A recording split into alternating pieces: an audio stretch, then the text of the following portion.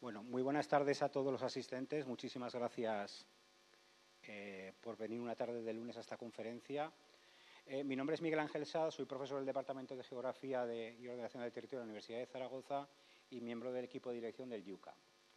Y el IUCA, el Instituto Universitario de Investigación en Ciencias Ambientales, con motivo de su 15º aniversario, ha organizado, entre otras actividades, un ciclo de conferencias que además entendimos que desde el IUCA nos parecía interesante que estas conferencias no solo salieran de los campus universitarios, sino que además se pudieran hacer o se pudieran extender por todo el entorno geográfico de Aragón y no centralizarlas solamente en Zaragoza, como suele pasar muchas veces, ¿no?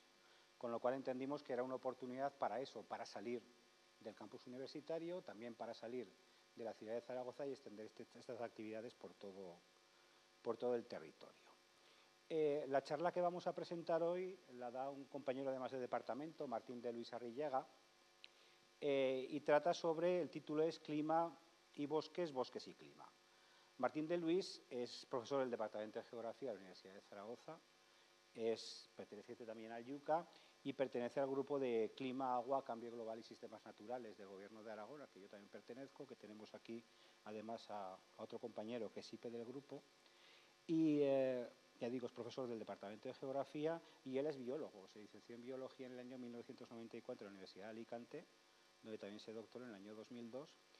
Y durante su etapa tanto predoctoral como postdoctoral, pues realizó varias estancias de investigación, seguramente las más importantes en el laboratorio de Triering Research en Tucson, Arizona, en el Departamento de Ciencia y Tecnología de la Madera de la Universidad de Ljubljana de Eslovenia, y también en Australia, en la Universidad de Western Sydney, donde ya fue de estancia siendo, mientras era ya contratado como investigador de excelencia en la Universidad de Zaragoza, en el programa Ramón y Cajal. Su investigación se ha centrado casi desde el principio en el estudio de la variabilidad climática y sus impactos en los ecosistemas mediterráneos a partir de redes dendrocronológicas, en especial de Pinus alepensis y de pino carrasco, lo que tenemos aquí en el sector central del Valle del Ebro, pero también en buena parte de la vertiente mediterránea. Y también ha trabajado en la reconstrucción de los climas del pasado a través de los anillos de los árboles, donde he tenido la suerte de colaborar con él en algunos trabajos. Y también en la construcción y análisis de bases de datos climáticos instrumentales como herramienta para el análisis de las tendencias y la detección de eventos meteorológicos extremos en la península ibérica. Ha liderado varios proyectos de investigación, tanto nacionales del Plan Nacional como internacionales, como de convocatorias regionales. Y ha sido siempre una actividad fuertemente ligada a diferentes grupos internacionales, lo demuestran las estancias que ha hecho, estas más importantes que he señalado aquí, y las contribuciones que después de forma sistemática se han desarrollado, ¿no? Es un investigador que ha realizado un total de 196 contribuciones científicas, ahora será alguna más, seguramente, 130 de las cuales son artículos publicados en revistas indexadas del sistema SCI, y cuenta con un total de más de 10.000 citas en Google Scholar. O sea, es un autor bastante citado, con un H-Index de 62 y que fue incluido en el año 2021 entre ese 2% de estos rankings tan famosos y que para algunos son tan útiles, ¿no? Entonces, dentro de este 2% de los científicos más citados en todo el mundo. Es docente en cursos de grado y posgrado, tanto en geografía como en másteres en la Universidad de Zaragoza. Participa en programas también y en proyectos de transferencia. Y además señalo de la transferencia y también la divulgación porque desde el grupo de investigación él ha sido una de las personas que más interés ha puesto siempre en desarrollar tareas de divulgación que fueran más allá de este tipo de trabajos que podríamos encuadrar en lo que es esa parte científica arreglada dentro de los currículum, ¿no? Ha trabajado en distintos documentales, tanto en la edición como en los guiones, y documentales que luego vemos en YouTube y en otros sitios, las visitas que han tenido, y en algunos casos superan las 25 o las 30.000 visitas en YouTube, lo cual yo creo que para grupos pequeños como el nuestro, y que es una tarea casi marginal la de la divulgación, yo creo que es un éxito, ¿no? Entonces yo os dejo ya con Martín para que nos hable de esta interesante conferencia de clima y bosques, bosques y clima, y cuando acabe sí que abriremos un turno de preguntas para que puedan hacer las preguntas que consideren necesarias. ¿De acuerdo? Bueno, pues Martín.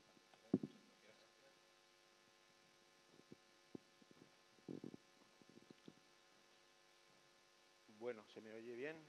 Nada, agradecer las palabras de Miguel Ángel y agradecer la invitación, porque siempre es los que estamos todo el día trabajando en nuestras cosas, es un gusto siempre el poder compartirlas con el público en general.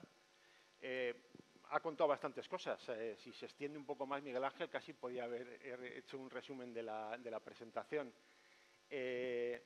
Como he dicho, no voy a contar únicamente investigaciones que llevo a cabo yo, sino básicamente he tratado de resumir, con este título general, algunas de las líneas de investigación, por lo menos en las que yo me integro, dentro de este grupo del IUCA y de la Universidad de Zaragoza, del grupo de Clima, Agua, Cambio Global y Sistemas Naturales. No sé si se puede bajar un poquito la luz, quizá. Gracias. Ya digo, dentro del grupo no sé cuántos investigadores estamos, es un grupo diverso también, en el que quizá el análisis climático, digamos, es un poco el nexo de unión de todas las investigaciones que se llevan a cabo. Investigaciones en clima, digamos, presente, en clima actual, con dato instrumental, clima pasado, clima futuro. Digo, es un poco el elemento en el que integramos, como ha dicho también Miguel Ángel, todas las investigaciones. Definir un poco, estos son gráficos que todos estamos casi cansados de ver en prensa, estamos en tiempos de récords climáticos y bueno, cuando hablamos de clima presente nos estamos refiriendo a pues un periodo que globalmente, a escala planetaria, es este siglo y pico, siglo XX, un poquito antes, en el que a partir del cual hay registros instrumentales, digamos, hay termómetros midiendo las condiciones del clima, hay pluviómetros midiendo en diferentes partes del mundo las condiciones del planeta. Esa es, ya digo, un poco la situación presente. No es homogénea en todo el planeta. Todavía a día de hoy hay grandes regiones de África y de otras partes del globo en las que apenas hay mediciones climáticas de ningún tipo. Y la situación que muestro en la figura inferior es la que sería la situación de registros o la disponibilidad de registros climáticos en España, en el que se puede ver, bueno, sí que hay algunas observaciones puntuales a partir de 1900, pero no es hasta prácticamente 1950, 1960, desde cuando se dispone de alguna forma de una red instrumental que permite sacar conclusiones o hacer estudios climáticos de carácter general en la península. Ya digo, en este presente, digamos, en este periodo que llamamos presente, periodo instrumental, digamos, he comentado, vivimos absolutamente tiempos de récord. Estamos todos los días viendo en prensa, el mes de septiembre de 2023 ya se ha constatado, por lo menos los primeros análisis que se han hecho, como el mes de septiembre más cálido del registro histórico, acotando a este periodo histórico. En el mismo mes de octubre de este mismo año, en la primera quincena, los primeros 15 días que llevamos de este mes de octubre, la figura es incluso antigua ya, se han batido récords de temperatura máxima prácticamente en toda la península ibérica también. O sea que esta situación, ya digo, de récord es de escala global y de escala local, y se reproduce también en la escala local. Ya decía, pues voy mostrando aquí en la parte de arriba algunas de las contribuciones. Ya digo que en esa dirección hemos ido trabajando. En este caso es un trabajo liderado por un compañero también de nuestro grupo y en el que hemos participado diferentes autores, en el cual se analizaba con un poco más de detalle la situación climática, la situación térmica sobre todo, ocurrida en el año 22, en el verano del 22. ¿Vale? Y aquí se muestra, es un análisis un poco, ya digo, un poco más elaborado de olas de calor, ya no de temperaturas máximas o de un elemento de temperatura, sino ya de una serie de índices que tienen que ver con el clima, tienen que ver con el confort, con el que las sociedades se relacionan con ese clima. Y aquí también pues, se puede ver, ¿no?, como el año 22, dentro de ese registro histórico que tenemos para la península ibérica, pues vuelve a destacarse como el récord absoluto en cuanto a número de olas de calor, número de días en situación de olas de calor, intensidad de las mismas. bueno, ya digo, es una mera descriptiva de cómo fue el verano de 2022, pero bueno, un poco el valor principal de este trabajo, ya digo, no es tanto describir cómo ha sido la situación de olas de calor o la situación térmica del verano de 2022 en relación a las observaciones que tenemos de los últimos 50 o 60 años, sino bueno, y lo que ha sido recogido en reseñas de prensa recientes. En este trabajo describíamos cómo, más que probablemente, este año 2022 fue el verano más cálido en la península de los últimos 700 años. Y aquí es un poco donde entramos bueno, ya no estamos hablando del presente, estamos hablando de registros climáticos de hace 700 años que forman parte del pasado, que forman parte de un pasado en el que no hay termómetros midiendo y tampoco hay pluviómetros, y un poco la pregunta sería, bueno, ¿cómo somos capaces de llegar a hacer semejantes afirmaciones sobre un periodo en el que no tenemos datos?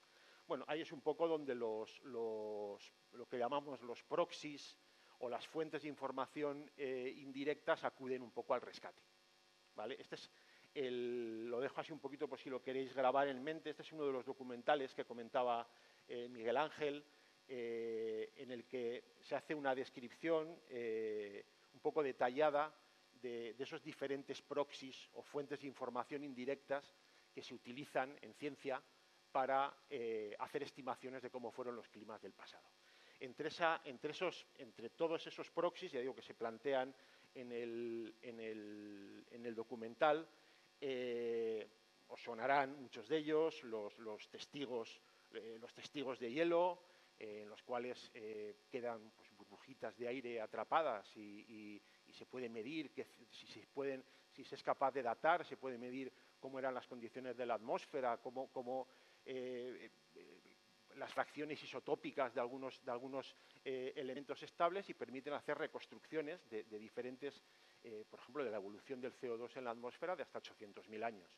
¿Vale? A veces son difíciles de datar.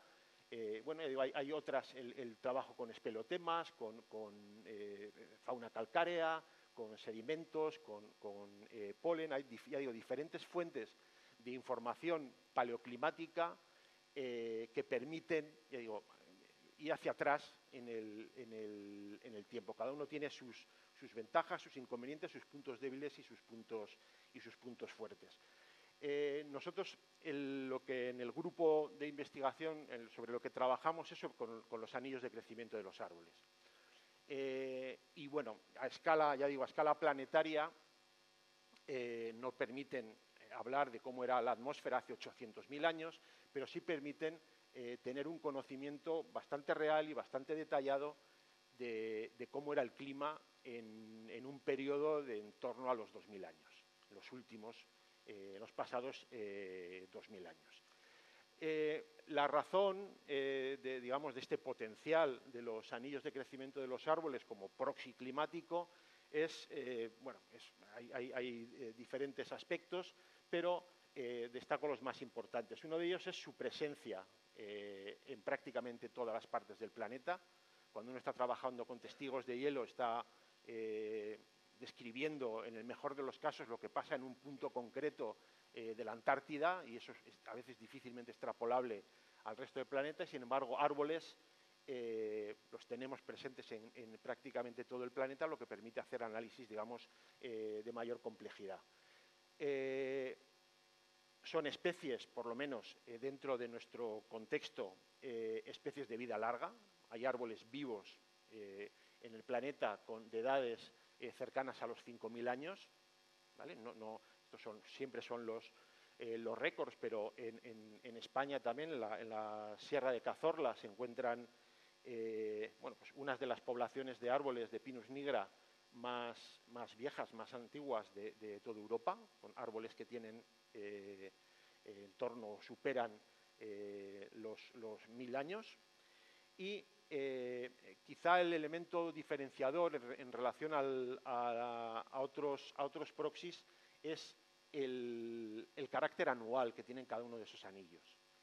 Tenemos información, si tenemos una un testigo como el que vemos aquí, una muestra de madera de un árbol que tiene 1000 años, tenemos 1000 anillos que podemos datar exactamente cuál era la edad de cada uno de esos anillos, podemos medir su grosor, podemos medir o calcular su composición química, determinar diferentes caracteres anatómicos, que normalmente todos esos elementos que uno puede medir dentro de los anillos suelen ser altamente sensibles a las variaciones climáticas. Por tanto, ya digo, no estamos en buena medida descubriendo nada absolutamente nuevo, porque los anillos de los árboles ya fueron descritos y su naturaleza anual por los propios griegos, por discípulos de Aristóteles, y ya el propio Leonardo definía cómo en la zona de Italia los anillos de los árboles eran más grandes los años lluviosos y más pequeños los que eran años secos. Y también describía cómo geográficamente los patrones de las secuencias de los anillos de crecimiento eran diferentes en la parte norte más húmeda, digamos, de Italia que en la parte sur. Por lo tanto, ya digo, la dendrocronología, un poco como disciplina científica que se encarga del análisis de estos anillos de crecimiento, se basa en principios básicamente muy sencillos, ¿vale? Al final lo que tenemos es un periodo presente, un periodo actual, para el cual disponemos de información climática instrumental, mediciones en termómetro o mediciones en pluviómetro, y tenemos también series de crecimiento de una determinada población, población de árboles, y en la medida que esas dos secuencias de serie de datos climáticos y de anillos de crecimiento podamos establecer una función matemática relacional entre ambas, podemos establecer que el crecimiento, por ejemplo, es una función del clima, de algún elemento del clima. En el momento en que tengamos, ya digo, en que podamos construir una función matemática relacional estadísticamente significativa, fiable y todo lo demás, pues no es demasiado complicado pensar que en base a esta función matemática, en la medida en que tengamos árboles más viejos con secuencias de crecimiento que se vayan 1 o 2 siglos atrás en el tiempo, pues a partir de esa función de crecimiento podamos hacer reconstrucciones de cómo era el clima en el pasado, ¿vale? De la misma manera, en la misma medida que los físicos que trabajan en física de la atmósfera, en modelos de circulación, generan predicciones de cómo va a ser el clima en el futuro, utilizando estos mismos modelos muy parecidos, estos mismos modelos relacionales de clima-crecimiento en periodo actual, lo que podemos hacer es hacer predicciones de cómo puede ser o cómo va a ser la dinámica de los bosques, de nuestros bosques, en diferentes escenarios de cambio climático. La filosofía es esencialmente muy sencilla.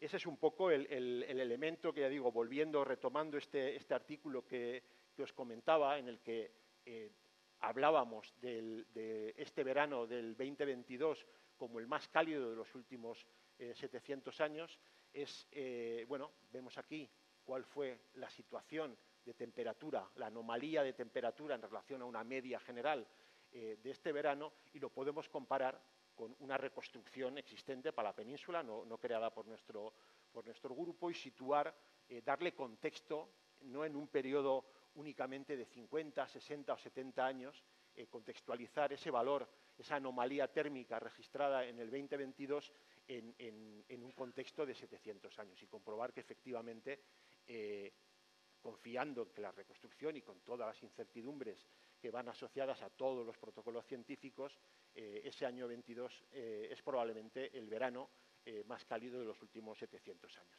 De la misma manera, en este artículo describíamos que utilizando otra reconstrucción climática, en este caso sí realizada por nuestro grupo para la parte ibérica del noroeste peninsular, una reconstrucción en este caso de un índice de sequía, pues también podíamos afirmar que ese 2022 es el más cálido de los 700 años y probablemente el más seco desde que también hay, hasta donde hemos podido llegar en el tiempo. Ya digo, la dendrocronología, además un poco en el enfoque o en el uso que nosotros le damos, bueno, se mueve en estas dos direcciones, en tratar de reconstruir, de saber cómo eran los climas en el pasado para dar contexto a la situación actual y hacer predicciones también a futuro.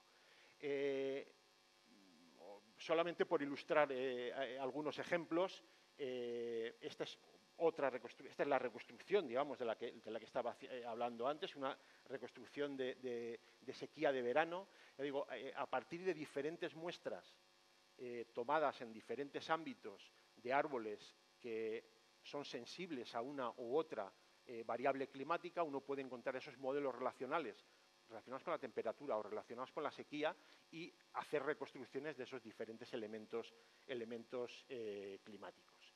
Esta es otra reconstrucción, por ejemplo, que es relativamente corta, o sea, en la zona del Parque de Bardenas, registro instrumental hay prácticamente de 50 o 60 años y trabajando con Pinus halepensis, que decíamos es una de las especies con la que hemos trabajado mucho, que es una especie que es extraordinariamente sensible a la lluvia, a la precipitación, pues hemos podido realizar reconstrucciones, pues bueno, 150, 160 años, hasta donde te llega la longevidad de los árboles, y ya digo, permite también dar un poco de contexto a las situaciones actuales. La muestra que había, o la foto que había mostrado antes de Cazorla, es en la que estaba Miguel Ángel muestreando por ahí. También esta es una reconstrucción realizada de temperaturas a través de esa información obtenida de esos árboles muestreados en la Sierra de Cazorla. Como os decía antes, en unos casos trabajamos con el grosor del anillo, en otros casos con alguna fracción de la madera que tiene unas determinadas características. En este caso es una reconstrucción basada en densidad de la madera. A través de análisis de rayos X se pueden sacar, digo, el de los anillos se puede extraer diferentes tipos de información que responden o que se forman en mayor o menor proporción dependiendo de unas determinadas condiciones climáticas, y a partir de esa relación se puede avanzar en los procesos de reconstrucción. Estos son trabajos también en colaboración de nuestro grupo con colegas de Chile y demás. Me voy al otro lado de la flecha para mostraros también algunas de las líneas de trabajo encaminadas ya no tanto a contextualizar climas pasados, sino a intentar generar predicciones de dinámica forestal en climas futuros. El tema es bastante más complejo, digamos técnicamente, porque en diferentes partes del planeta las especies vegetales, los árboles, responden a la variabilidad ambiental de forma muy diferente. Pues en climas templados los árboles, muchas de las especies tienen periodos durmientes largos en todo el invierno y solamente tienen actividad cambial, actividad de crecimiento secundario en unos meses muy concretos. Eso depende de la especie, depende de la localización geográfica. En los climas mediterráneos, como casi siempre, la cosa se complica aún más. Muchas veces la activación en el crecimiento por las temperaturas, digamos, más benignas suele ser anterior, pero el freno estival suele ser también más acusado, o sea, la ventana de crecimiento no tiene que ser necesariamente mayor, pero en otras ocasiones los árboles presentan ciclos anuales de crecimiento. Quiero decir, esto es muy típico, por ejemplo, en Pinus halepensis, que para principios de marzo ya ha activado sus células cambiales, ya está generando nuevas células y está engrosando el tronco, pero llega a finales de primavera, comienzos del verano y prácticamente detiene su crecimiento por sequía. Otras especies en Centro Europa concentran su crecimiento en verano. En ámbitos mediterráneos las especies se paran. Lo que le ocurre a halepensis es que, como llegue septiembre y llueva y haga, como las condiciones de temperatura son adecuadas, puede generar otro pulso distinto de crecimiento, ¿vale? Y de alguna forma complicar también incluso la identificación de lo que es un anillo anual.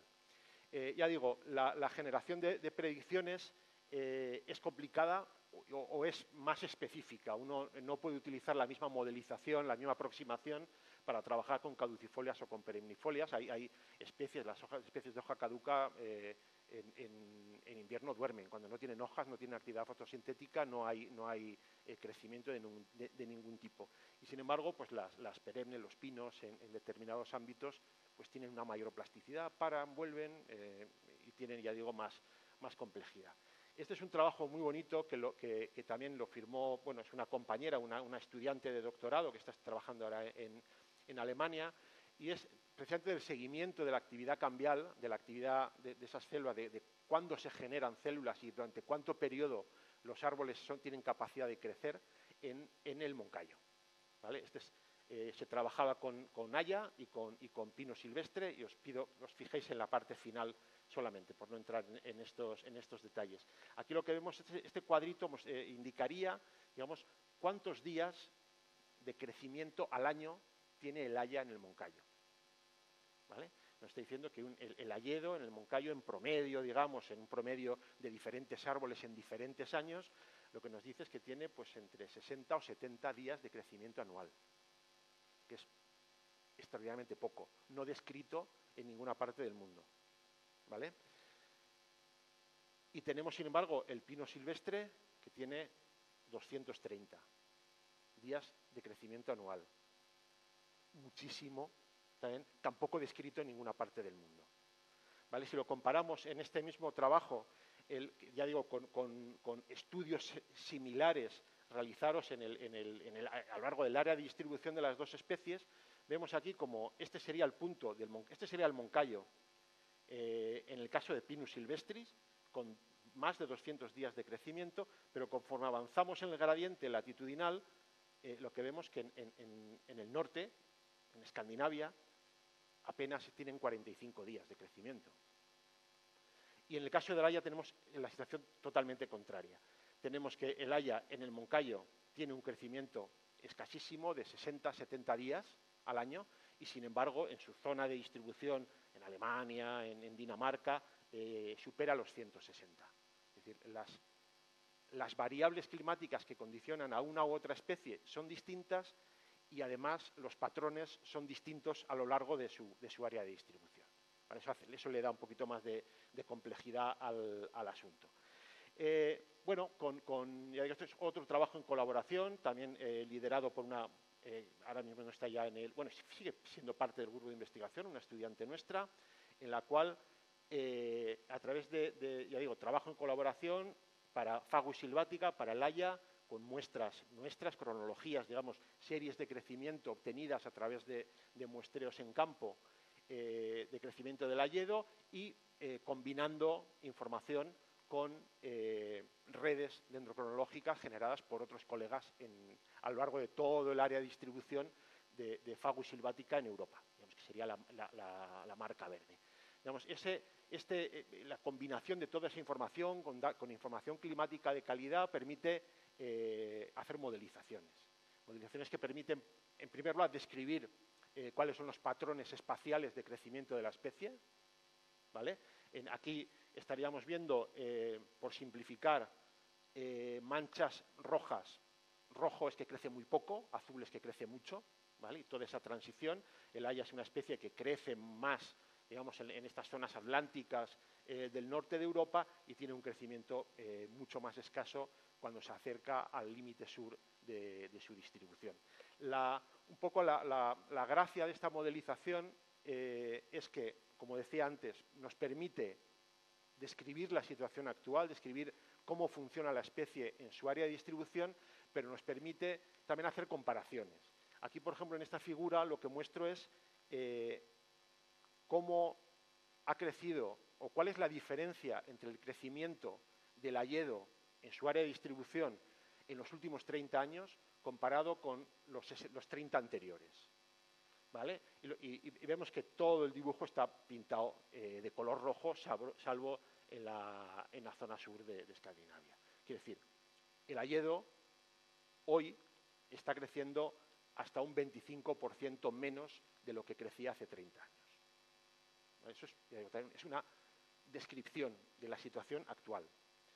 ¿Vale? Pero ya digo, la modelización lo que nos permite es, en la medida en que hay predicciones o proyecciones de cambio climático para escenarios de doble de emisiones, para escenarios de optimistas de reducción, ¿vale? Pues para cada uno, no quiero entrar en el detalle, pero para cada uno de esos diferentes escenarios de cambio climático, para uno de esos, dice, pues el clima va a aumentar 3 grados o va a aumentar 4, pues podemos aplicar ese modelo a esos diferentes escenarios climáticos y intentar prever cómo le va a ir a la especie en diferentes partes del planeta.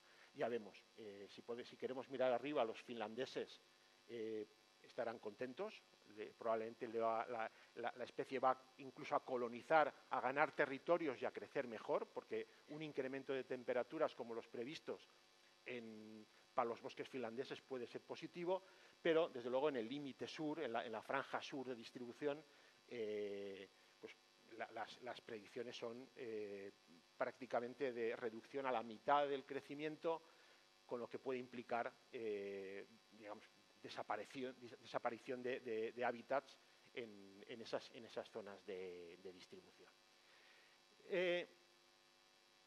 Ya digo, eso es en el caso del hayedo. Había comentado Miguel Ángel, Pinus alepensis, que es, digamos, nuestro pino, el pino mediterráneo. Probablemente la conífera, y por decir la conífera diría que el árbol, digamos, en sentido general, más resistente, más tolerante a las sequías de los que tenemos, ¿no? De los que hay. Comentaba antes, la gráfica igual no ilustra demasiado bien. ¿Veis aquí esa zona gris? ¿Os acordáis que mostraba cómo el alepensis puede empezar a generar células, empezar a crecer desde febrero, parar en verano, volver a crecer en otoño? ¿Vale? Esto es un poco, el otro era un modelo conceptual, esto es un dato real de cómo en una zona concreta del sureste alicantino, en ese año concreto de 2005, los árboles generan esos patrones dobles, bimodales, de crecimiento. No solamente eso, se comprueba, este también es un experimento con plantones en los que aplicábamos riego en algunos periodos, y la C significa pues, que dejas de regar. R es que tiene, digamos, hay un riego diario, y C es que dejas de regar en ese periodo, y bueno, pues tenemos toda la combinación de periodos en los que riegas, no riegas y todas las combinaciones. Lo que quiero destacar yo de esta figura es que parecen especies distintas. O sea, el alepensis es una especie que si riegas crece, si tiene agua crece, y si no tiene agua no crece. Y eso es un carácter que se suele definir como que la especie tiene un fuerte carácter plástico. Plástico es que es adaptable a las condiciones conforme se vayan presentando, y eso le da recursos o sea, el que en una situación de sequía sea capaz inmediatamente de dejar de crecer es una estrategia favorable para no suicidarse, ¿no? en un consumo excesivo. Y, sin embargo, pues ya digo, estamos en condiciones semiáridas, templadas del Mediterráneo, en el que el propio otoño no es limitante por frío y, ya digo, tampoco por luz, y la especie tiene ese carácter potentísimamente plástico. En realidad, en esa zona de Guardamar, esta es una figura quizá demasiado técnica, pero lo que quería mostrar, esto es un análisis que hicimos en Eslovenia con unos compañeros que trabajan en microscopía y en buscar, hay indicadores en el cambium, en las células primordiales, digamos, de crecimiento secundario, hay determinadas presencia de moléculas que te indica cuando ese cambium está durmiente o no lo está, cuando ese cambio tiene capacidad reactiva ante un cambio de condiciones ambientales y cuando no lo está. Y aquí lo que veíamos es que este es el ciclo anual, digamos, entero, diferentes colores, es mayor o menor grado de actividad, y en el peor de los casos, digamos, o sea, en el caso de alepensis no había ningún periodo durmiente estrictamente en todo el año, ¿vale? O sea, tiene potencial de actividad durante los 12 meses del año, en determinadas condiciones.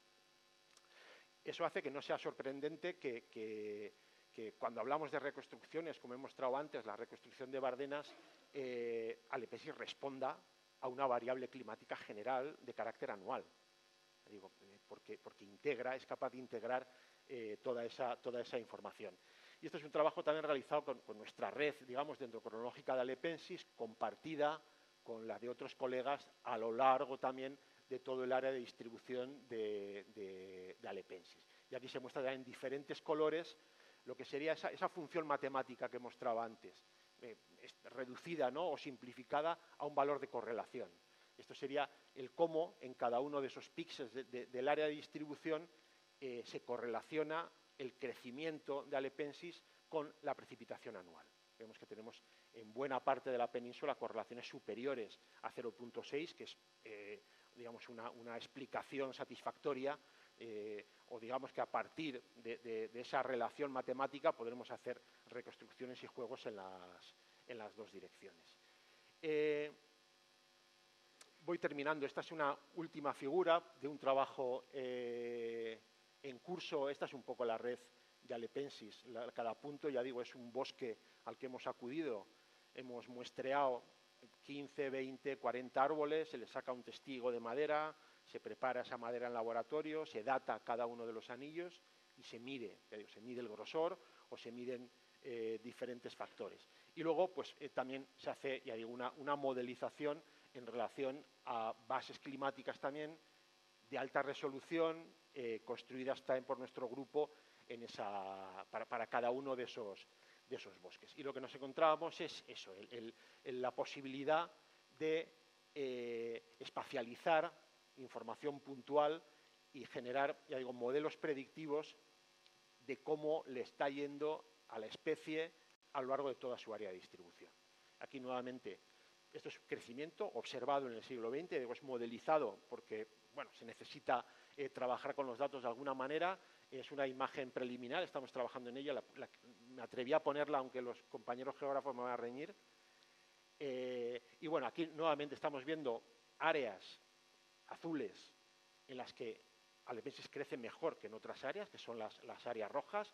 Cualquiera que vea este patrón es un patrón que reproduce casi perfectamente el patrón de precipitación anual de la península ibérica o de su área de distribución. No es sorpresivo que sea así, pero ya digo, esa descriptiva es observacional, eso es así, eso ha ocurrido así ya en el siglo XX, y las proyecciones, la modelización, lo que nos permite es hacer otra vez predicciones a futuro, ¿vale? Y aquí llegamos también a algunas bueno, lo que vemos también, valores negativos, valores en rojo, de amarillo a rojo son reducciones en crecimiento de Alepensis, y valores, si los hubiera en verdes y azules, serían áreas en las que hay un aumento en el crecimiento.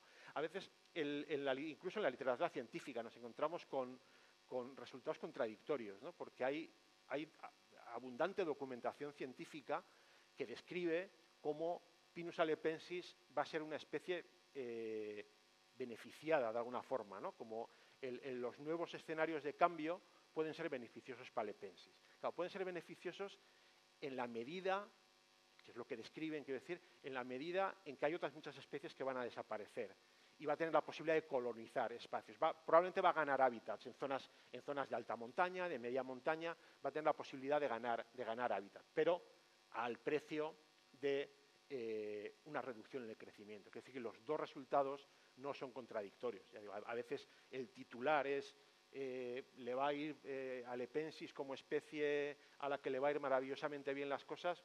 Sí, en comparación con el Haya, porque le va a ganar todos los territorios.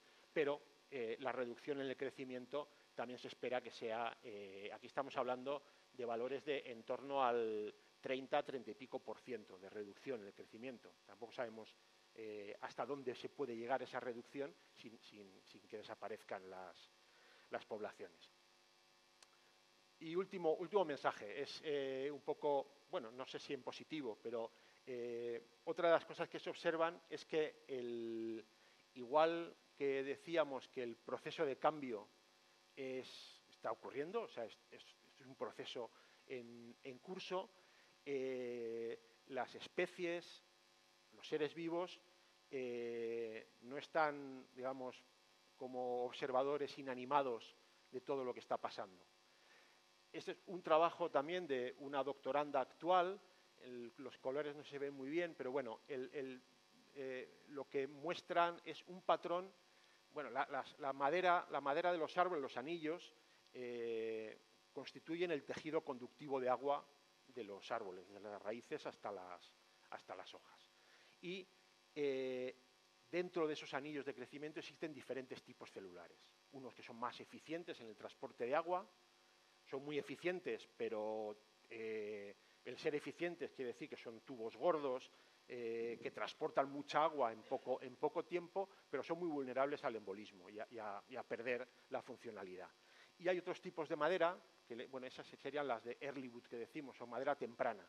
Y hay otro tipo de madera de células mucho más pequeñitas, con un tubo más pequeño, que es menos eficiente en el transporte del agua, pero digamos da una función más protectora al sistema de transporte. Vale, pues aquí lo que estamos viendo es que ese patrón de existencia de células de un tipo y de otro tiene también un carácter o un patrón espacial y también está cambiando.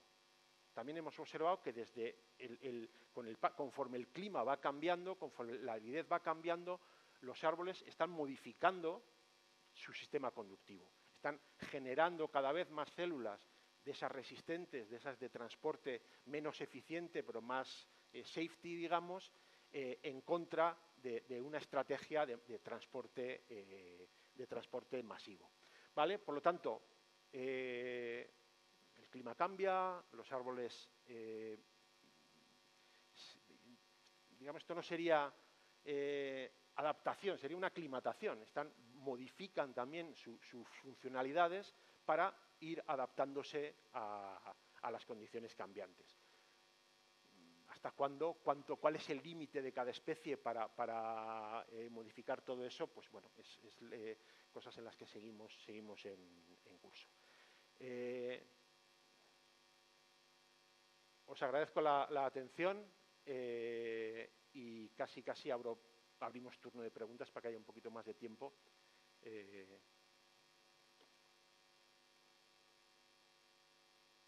Sí, Miguel Ángel. Va con micrófono.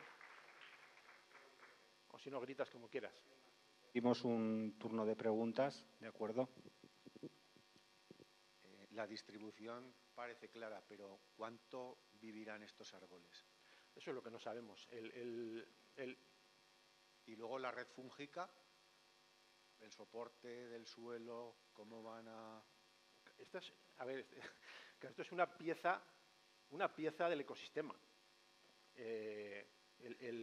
Luego hay que integrarlo todo, o sea, hacer ni siquiera nuestra predicción únicamente está basada en el clima. O sea, esto hay que incorporarle cosas.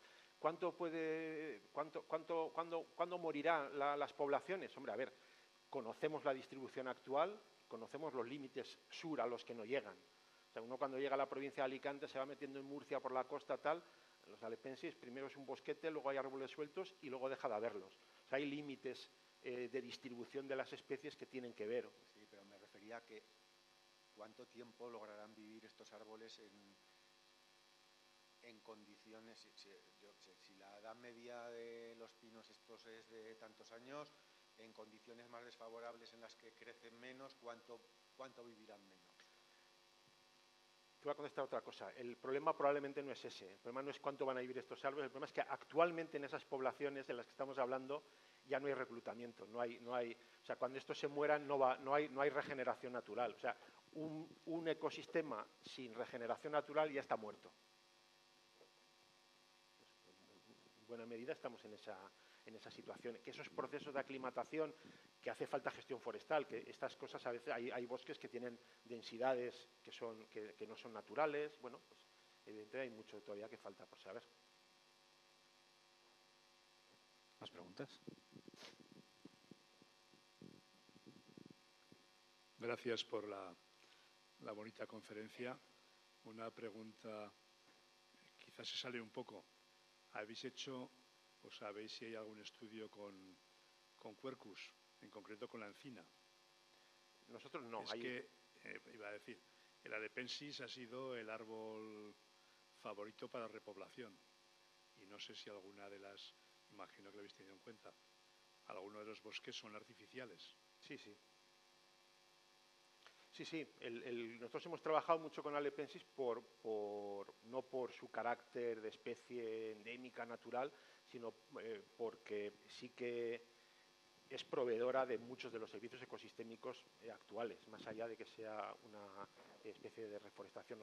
Yo con Quercus hay grupos, digamos, más de la zona Galicia, la zona que han trabajado de forma más intensiva. Quercus ilex es una especie especialmente complicada para muestrear también, para identificar anillos también. Luego también es difícil encontrar bosques de quercinias que no hayan sido explotados en algún momento, con lo cual la identificación de señales, esa modelización matemática es más compleja también, porque no sabes qué parte de las fluctuaciones en el crecimiento son debido al clima o son debido a explotación forestal. Ya digo, cada especie tiene su complejidad y ya digo, nosotros en el Moncayo hemos trabajado con Quercus pyrenaica, un trabajo muy bonito también en poblaciones relativamente jóvenes con otros objetivos totalmente distintos, pero con Quercus ilex yo no he trabajado por lo menos. ¿Alguna otra cuestión, por favor? Los datos de CO2 que yo controlo más antiguos son los del Mauna Loa, de los años 50, 60. Aquí en España, ¿desde cuándo hay datos en nuestra zona? No te sé decir.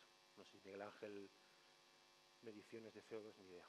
Yo he trabajado siempre con los datos de CO2 de fondo de Mauna Loa. Es que se utilizan los de Mauna Loa, se utilizan a escala planetaria, ¿no? Pero yo la verdad es que lo desconozco.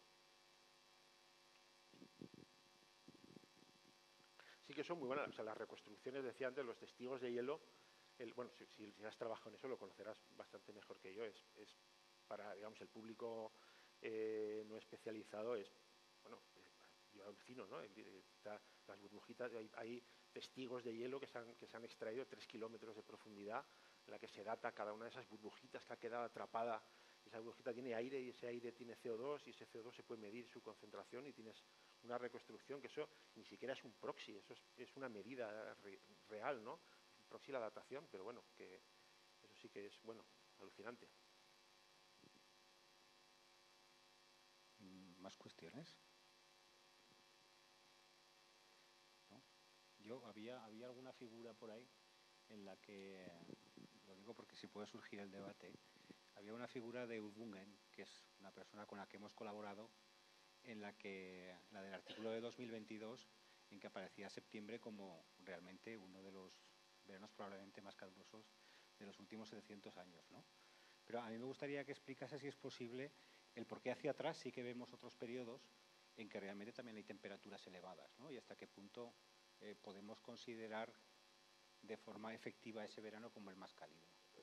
A ver, de forma absolutamente... Lo que aquí vemos, digamos, estas figuras, las bandas de colores, sería la reconstrucción, ¿no? Sería la previsión de cómo era el clima, de qué variaciones sobre el clima promedio de un periodo que sea se correspondan. Luego hay unas bandas grises que son la incertidumbre asociada a ese dato, digamos, ¿no? Fijaros, en la parte más antigua de la reconstrucción la incertidumbre es mucho mayor, porque normalmente uno va al campo, muestrea, intenta coger árboles lo más viejos posibles, pero el más viejo solamente es uno. Y entonces, conforme uno está en la parte de la cola de la distribución, tiene menos información con la que hacer esa predicción. En cualquier caso, ya digo, este dato observado de más 3,9 en relación, no me acuerdo ahora a qué periodo de referencia, va por encima de todos los observados. Decías, bueno, claro, el clima siempre ha cambiado. Claro, el clima, la ecuación que describe cómo es el clima, tiene muchos términos. El clima depende de los ciclos solares, depende de un montón de cosas, muchos términos. Hay muchos términos en la ecuación. claro, en los últimos 150 años se ha añadido un término nuevo que es la acción humana.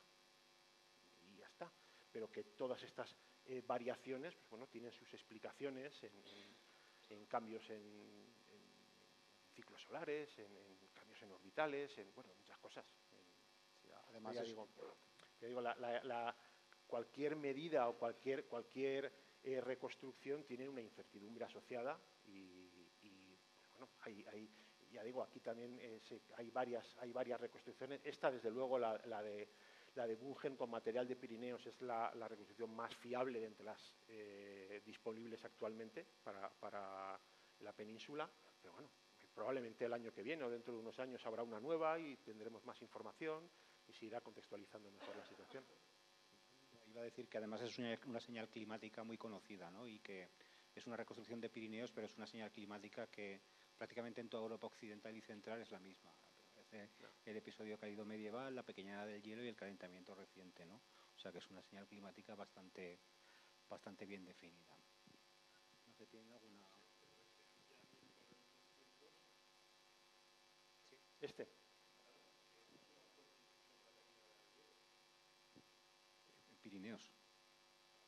Pirineos.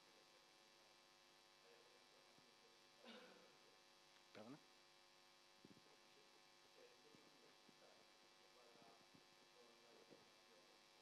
Hay otras reconstrucciones del ámbito pirenaico que son independientes de esta, que también muestran fases frías en torno al siglo XIV. Y la recuperación posterior y luego la crisis térmica importante de la pequeña edad del hielo. Y hay otras reconstrucciones que son también con los mismos proxies, con anillos de árboles, pero que son independientes de esta.